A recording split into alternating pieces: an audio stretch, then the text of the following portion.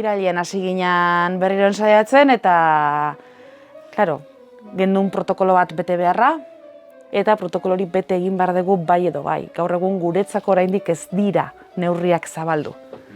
Aukera aukita ja ensaiatzen hasteko Gabonetako kontzertuari begira hasi gara ensaiatzen.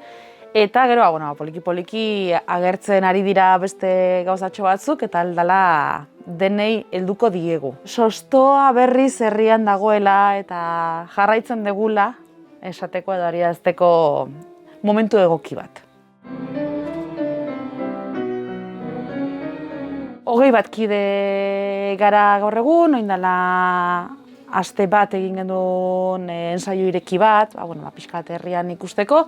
Izan ditugu, dei pare bat edo 3 kide berriak edo nahi duztela aukera izan edo etortzeko gurera, frogak eta egin bertzaile, ikusteko ahotsa duten, ze ahots mota edo ze kordatan sartu ditzakegun ikusi behar dira.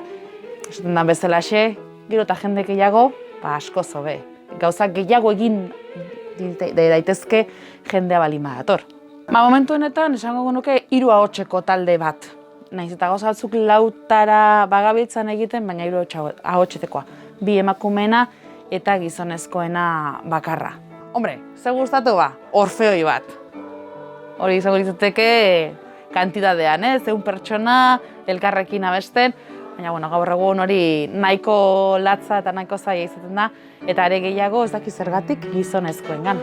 Ibartik aparte beste abesbatza batzuk zuzentzen ditut, eta gizonak gero eta gehiago falta dira, eta gero eta abesbatzak gehiagotan. Garai batean otxoteak eta gizonezkoak zuten indar hori abesbatza batean, abesterako garaian galdu egiten ari dela, eta hori penagarria da. Astean bitan elkartzen gara, astelehen eta asteazkenetan, 8 herritatik 10-etara, eta hemen izaten da, Portaleako musikaskolako gunean, Orfeoi Eibarreseko gelan, eta ordu terdi horretan, ahotsa berotu, gorputza berotu baita ere, oso garrantzitsua dela, ja reseten esaten den bezala, orduan berriro aktibatu, eta martxan jartzeko momentua. Eta gero, poliki-poliki, abestiak batzuk zerotik hasten gara, beste batzuk ja ezagunak ditugu, eta errepasatzen eta ikasten.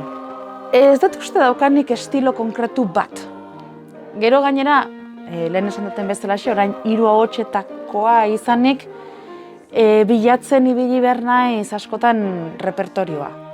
Daukaguna 4 ahotsetarako izanik, eta poliki-poliki gauza desberdinak egitea. Aurkitzen baldin badet, 15. mendeko musika 3 ahotsetara dagoena, 15. mendeko musika egiten dugu.